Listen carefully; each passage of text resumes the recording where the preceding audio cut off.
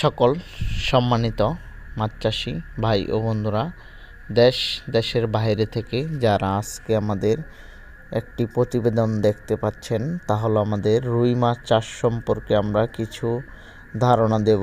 যেরকম আমরা অনেকেই শিং, মাগুর, গোলসা, পাবদা, ট্যাংরা কিংবা দেশি মাগুর, কই, ভিয়েতনামি শোল কিংবা দেশি শোল চাষ করে থাকি। কিন্তু আমরা একটা জিনিস লক্ষ্য করতেছি না যে আমাদের দেশি রুই মাছগুলো কিন্তু এককভাবে চাষ করা যায়। দেশি রুই কিংবা দেশি মিরকা আমাদের, আর কিছু দেশি রুই আর দেশি মিরকার সাথে কিছু কাতল, না হলে কিছু বিকেট, মানে যে কোনো তিন জাতীয় মাছ কিন্তু একসাথে চাষ করা যায়। এটি কিন্তু আমাদের দেখা যায় ফিটের মাধ্যমেই চাষ করা যায়। কীরকম, যদি আমি আর আপনারা সকলে মিলে দেশি রুই মাছগুলো চাষ করি, আমরা দেখা যায় অনেকেই দেশি শিং মাছের ক্ষেত্রে অনেক টাকা ইনভেস্ট করি। সেই ক্ষেত্রে কিছু টাকা যদি আর বাড়ায় নিয়ে আমাদের রুই কিংবা মিরকা কিংবা ব্রিকেট, কাতল এই মাছগুলোকে চাষ করে থাকি ফিটের মাধ্যমে। এক বছরের পুরাতন মাছ কিনে যদি ছাড়ি আমরা, এই 100 গ্রাম কিংবা 150 গ্রাম কিংবা 200 গ্রাম কিংবা আপনার 50 গ্রাম ওজনে মাছ চাষ করি এক বছরে, তাহলে দেখা যাচ্ছে প্রতিটি রুইয়ের ওজন থাকবে 400 গ্রাম, 300 গ্রাম কিংবা 500 গ্রাম। আর যদি আপনাদের দেখা যায় বড় সাইজের মাছ রুই নিয়ে ছাড়েন, সেক্ষেত্রে দেখা যায় 1 কেজি কিংবা 800 গ্রাম হতে পারে। সেই ক্ষেত্রে আপনারা সকলে মিলে কিন্তু আমাদের দেশি রুই মাছগুলো চাষ করা যায়। আমরা খালি বিভিন্ন মাছের পোনা দেখে বিভিন্ন আইটেমের মাছ চাষ করে থাকি, কিন্তু আমাদের দেশি রুই মাছগুলো এককভাবে চাষের ক্ষেত্রে আনা দরকার। কারণ অনেকেই দেখতেছি শিং, মাগুর, গোলসা নিয়ে চাষ করতেছে। সেই ক্ষেত্রে আমরা কিন্তু দেশি রুই, দেশি মিরকা চাষ করা যায়।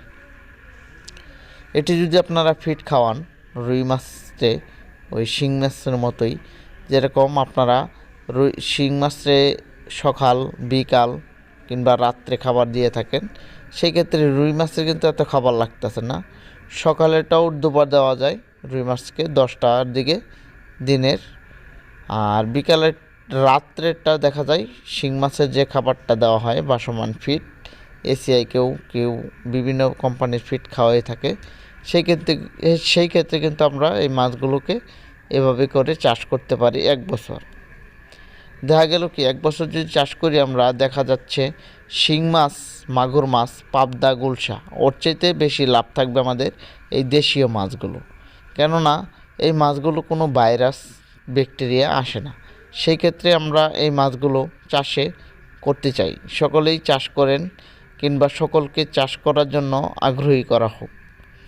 আমার তরফ থেকে আপনাদেরকে সকল মাছ চাষি ভাইদেরকে উদ্দেশ্য করে বলতে চাই, যদি মূলত আমাদের এই ভিডিওটি আপনাদের দেখে ভালো লেগে থাকে, অবশ্যই আমাদের চ্যানেলটি সাবস্ক্রাইব করবেন এবং কি পাশাপাশি আপনাদের মাছ চাষি ভাইদেরকে দেখার মতো একটি সুযোগ করবেন শেয়ারের মাধ্যমে, আর লাইক কমেন্টের মাধ্যমে আপনারা এই ভিডিওটি সকল মাছ চাষি ভাইদেরকে দেখার মতো সুযোগ করে দিবেন।